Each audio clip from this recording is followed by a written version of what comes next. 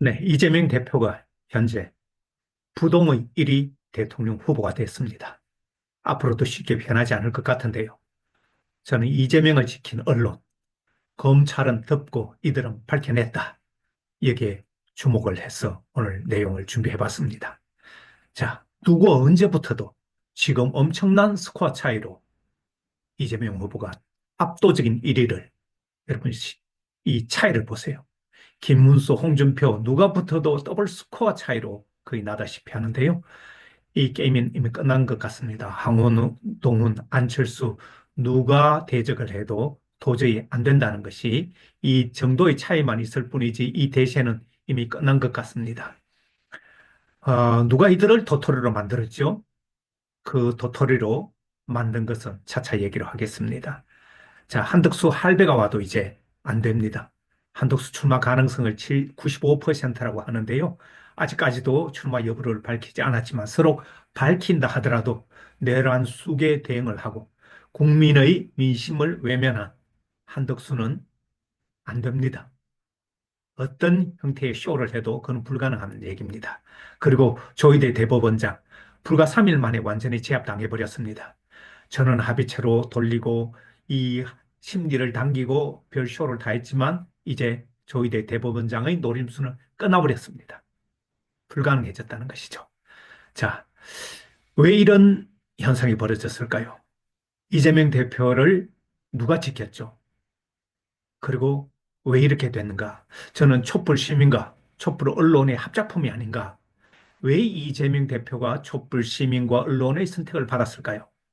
바로 그는 검찰 개혁과 언론 개혁 이런 시민 요구를 실천하겠다는 의지가 강했고 실제로 보여줬죠. 검찰 언론 사법 카르텔이라는 그 견고한 견제 속에서도 끝내 생존해내고 후보가 되는데 성공했습니다. 시장 도지사 시절 실력을 입증했습니다. 무상교복이라든가 청년기본소득, 지역화폐, 공공배달앱 어떤 자치단체에서도 하지 못하는 것들을 해내면서 전국 지자체장 중에서 1위를 항상 달렸습니다. 촛불 시민의 반엘리트 정치인 이미지도 가지고 있습니다. 민주당의 주류 기득권 정치인들하고는 완전히 이미지가 달라요. 사실 민주당 내 비주류 이단아 서민 이미지에 가까웠죠. 기성 언론이 이재명의 부정적 프레임 보도를 많이 했습니다만 이를 극복해냈습니다. 여기에는 바로 기성 언론 6개와 유튜브 채널 6개가 적극적으로 방어하고 또한 소통하고 진실을 보도하는 데 앞장섰다고 판단했습니다. 그 언론 6개와 유튜브 채널 6개를 여러분들에게 공개합니다. 자, 정통 언론사로는 촛불 시민의 정의와 울분의 목소리를 사실 위주로 잘 보도한 언론이 MBC, 뉴스타파, 한겨레신문, 경향신문, 오마이뉴스, 민중의 소리 이런 언론이라고 제가 생각을 하고 있습니다. 매우 주관적인 판단이니까 여러분들이 생각했을 때 이게 더 들어가거나 빠져야 될 것이 있다면 댓글로 알려주시면 저도 연구 공부해 보겠습니다. 자, 그리고 무엇을 잘했던가 이 6개 언론사들이 공통적으로 촛불 시민 정신의 핵심 가치라고 할 수 있는 민주주의 회복, 사회 정의 실현, 그리고 법치 사회 구현 이런 것들을 잘 녹여낸 것입니다. 그리고 권력 감시, 윤 정부의 무도한 그런 이 공권력 행사라든가 이런 것을 감시 비판하는데 충실했다는 것입니다. 물론 사회적 약자를 대변하고 또 촛불 집회 현장 중심의 심층 보도를 충실히 해냈다는 그런 것들이 높이 평가받았습니다. 자, 맹활약한 유튜브들도 있습니다. 사실은 미디어 환경이 바뀌어지면서 유튜브가 큰 언론의 역할을 했는데요. 기성 언론이 하지 못했던 그런 맥락과 해설, 감정 전달 통로가 잘 돼줬다는 것입니다. 대표적으로 김어준의 뉴스공장, 매불쇼, 김용민 TV, 정치신세계, 딴지방송국, 서울의 소리, 특히 서울의 소리는 행동하는 언론으로 주목을 받았는데요. 이런 유튜브의 새로운 미디어들은 사실 이재명 대표가 어려움에 처할 때마다 자신의 울분이나 자신의 심정을 얘기할 수 있는 그런 통로가 되어줬다는 것이죠.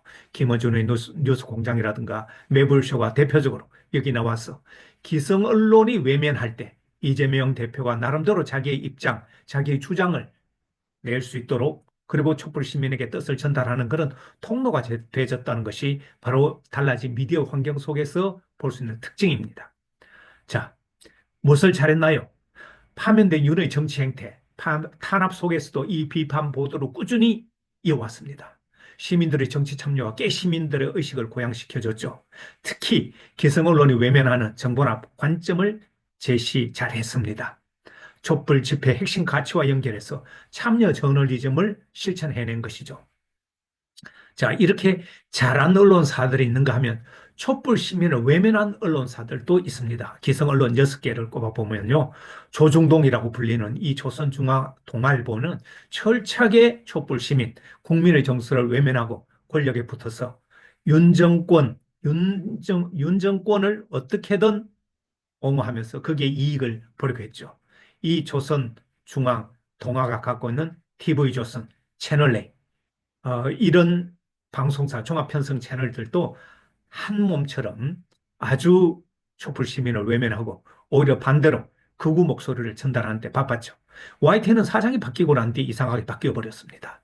어떻든 촛불 시민이 외면한 언론사, 우리는 기획해 줄 필요가 있고요.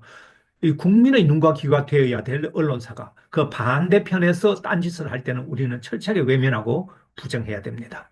자, 시민의 승리와 언론의 역할에 대해서 봤는데요. 저는 누구든 이재명이 될 수 있다고 생각합니다. 촛불 시민은 이재명을 지지하기 위해서 나온 것이 아닙니다. 목숨을 걸고 시민의 뜻을 대변한 정치인, 그 정치인을 지지한 것이죠. 그게 바로 이재명이 된 것이고 그건 이재명의 선택이었습니다. 도토리 키재기 정치인이 된 것은 이런 민심을 제대로 반영하지 못했고 그런 목소리를 전달하는 데 실패했기 때문에 그렇습니다. 그런 것을 가감없이 보도, 평가한 언론, 어떤 언론이 어떻게 했는지를 우리가 좀 전에 봤습니다. 촛불 시민혁명은 단순 시위가 아닙니다. 시민의 지혜, 희망, 정의가 결집된 것입니다. 그 뜻을 제대로 전달하는 언론에 우리는 응원을 보내고 그런 언론을 키워야 됩니다. 시민을 위한 언론, 권력에 굴하지 않는 언론, 그런 것이 바로 우리의 선진 언론의 모습입니다. 앞으로 이제 이재명 대통령 당선은 시간 문제가 됐습니다. 끝까지 경계의 눈초리를 놓아서는 안 될 것 같습니다. 오늘은 여기까지입니다.